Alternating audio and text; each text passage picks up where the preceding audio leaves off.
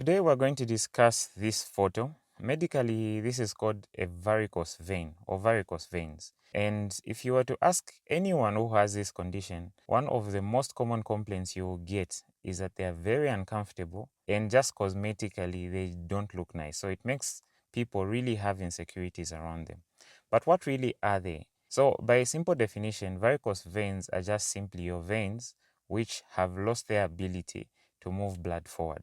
Now, this can happen because of different things, but the main thing that usually happens is when the valves that are found in your veins, they are like little doors that allow blood to move in one direction. When these fail, it allows blood to start collecting in the veins, which then makes it bigger and then it starts to grow.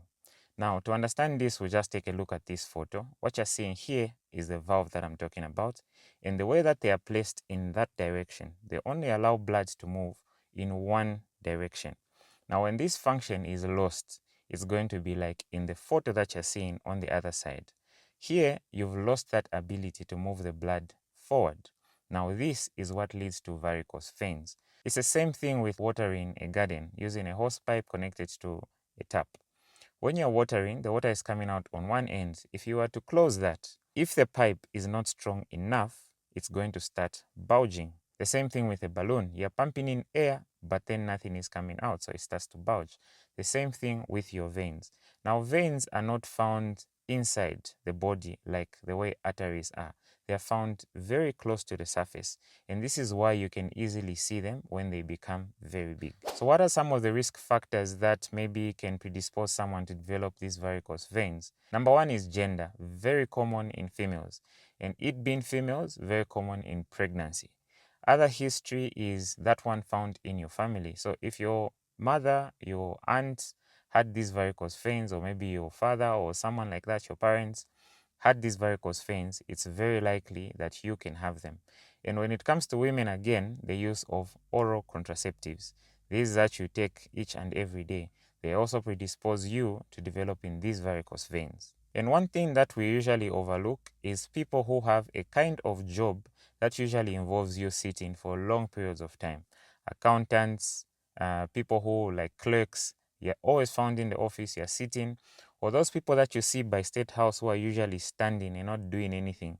Those are people who might develop varicose veins. When it comes to the signs and the symptoms, the most common thing, like I mentioned in my preamble, is that a lot of people will complain about how these things look, and it's not actually quite comfortable. So they are found mostly in your legs, knees going downwards. And the reason here is simple.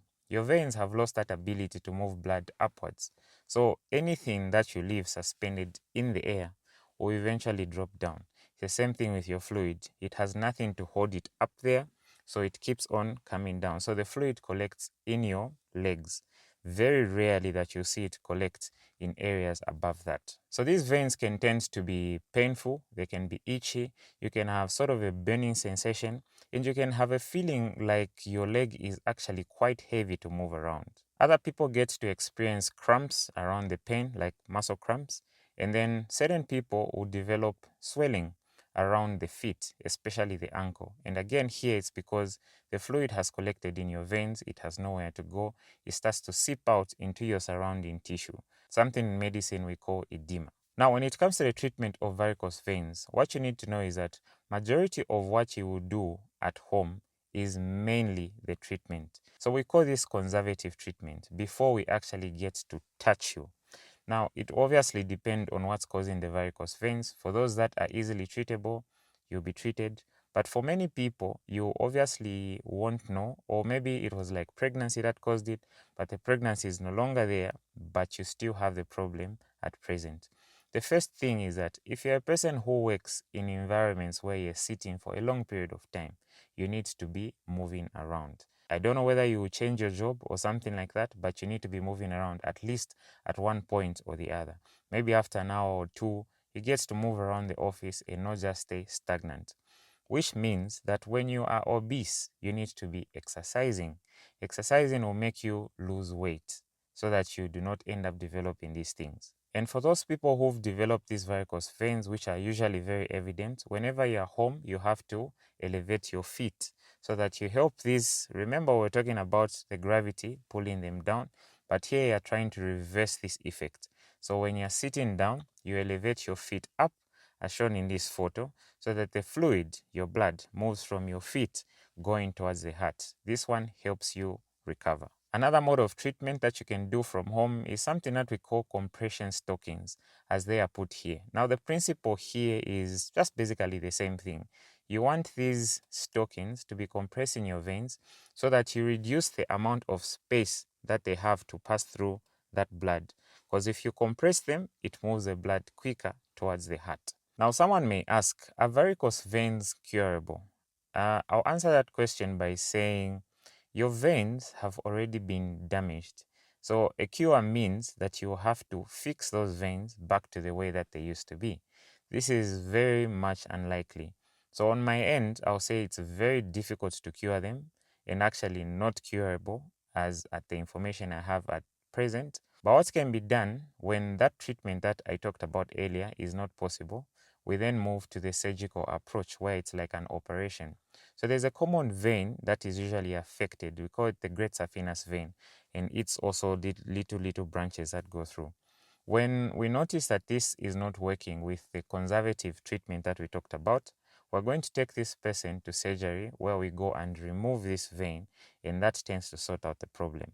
But there are obviously reasons and indications that we're going to need for us to carry out such a procedure. If this problem is not dealt with, you've stayed with it for a long time, and you don't do any kind of treatment whatsoever, there are certain complications that you have to look out for. And the most common is like one I talked about previously, which is a deep vein thrombosis. This is just a clot that's going to form because your blood in your feet is not moving. It starts to clot, it starts hardening. When this clot releases a small segment of it, it can leave and then it goes back to the heart, and from the heart it goes to the lungs. Then you will start developing difficulties in breathing. This is an emergency which shouldn't be happening. In conclusion, varicose veins are caused by a number of things, some that we know and some that we don't know. But of those that we know, for example, you having a lot of pregnancies, some of the things can be avoided. But if you do have such a condition, you can follow the above treatment that we talked about. And if it doesn't work, there's surgical intervention that can be carried out.